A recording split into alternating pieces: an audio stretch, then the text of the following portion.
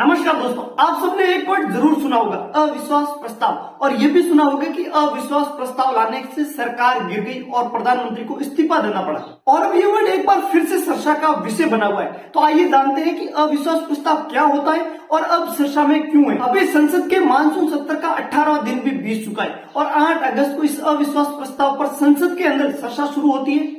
और जब कांग्रेस की बारी आती है तो कांग्रेस के सांसद गौरव गंगोई पहले बोलते हैं और 35 मिनट तक स्पीच देते हैं। और उन्होंने मणिपुर से लगाकर के विदेश नीति तक सभी मुद्दों पर बीजेपी को और वर्तमान सरकार को घेरा। इसी स्पीच के अंदर गोगोई आगे कहते हैं कि हमारा अविश्वास प्रस्ताव लाने का मकसद सिर्फ इतना है, मोदी जी का मौन तोड़ना, क्योंकि मणिपुर के अंदर काफी टाइम से हिंसा चल रही है, बर्निंग पूरी तरीके से मणिपुर जल रहा है, लेकिन मोदी जी अभी तक एक वर्ड भी मणिपुर के ऊपर नहीं बोले। और जब इसी कड़ी के अंदर बीजेपी के बोलने की बारी आती है तो बीजेपी के सांसद दुबे बोलते हैं कि सोनिया का मकसद सिर्फ इतना है कि बेटे को सेट करना और दामाद को भेंट करना। कुल मिला के 8 अगस्त की पूरी डिस्कस के अंदर मणिपुर का ही मुद्दा मेन रहता है और मणिपुर के इधर इर्द गिर्द सरकार को घेरता है तो सरकार विपक्ष को घेरती रही है। ये तो हुई 8 अगस्त की बात और इस मानसून सत्र की बात, लेकिन अब जानते हैं कि अविश्वास प्रस्ताव क्या होता है। अगर भारत के संविधान के परिप्रेक्ष्य से देखा जाए तो अविश्वास प्रस्ताव जैसा संविधान के अंदर कोई भी वर्ड का उल्लेख नहीं है, लेकिन भारत की लोकसभा के अंदर जनता के द्वारा चुने हुए प्रतिनिधि बैठते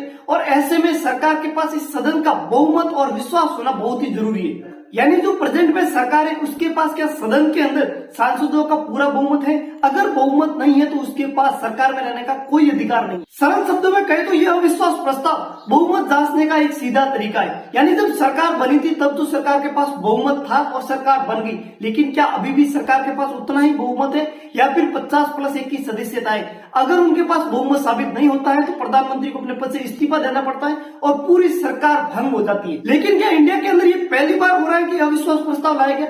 नहीं, इंडिया के अंदर आज से पहले भी 27 बार अविश्वास प्रस्ताव लाया जा चुका है, लेकिन एक भी बार सफल नहीं हुआ। सिर्फ एक बार ऐसा होता है कि मोरारजी देसाई के पास में बहुमत नहीं था, ऐसे में अविश्वास प्रस्ताव पर वोटिंग होने से पहले ही मोरारजी देसाई ने अपने पद से इस्तीफा दे दिया था। दोस्तों, ये अविश्वास प्रस्ताव के बारे में आपको जानकारी कैसी लगी कमेंट में बताइए और ऐसे इंफॉर्मेटिव वीडियोस के लिए हमारे चैनल को सब्सक्राइब कीजिए।